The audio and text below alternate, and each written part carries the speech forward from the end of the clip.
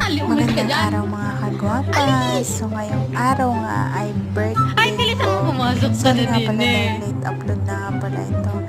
Ayun nga, hindi ko na-expect na isusurprise ako dyan ng aking partner. Siya na surprise.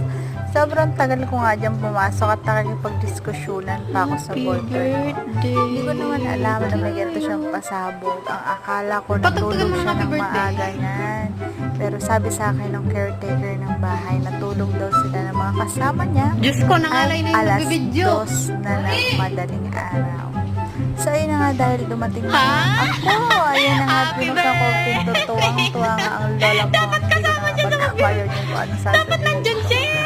Hala, na-surprise talaga ako sobra. O, dito ka, Tinatanungan nila ko kung nasan si Jason. Sabi ko, umalis. Nagsundo ng mga bisita. Happy Ayun na nga, birthday pa.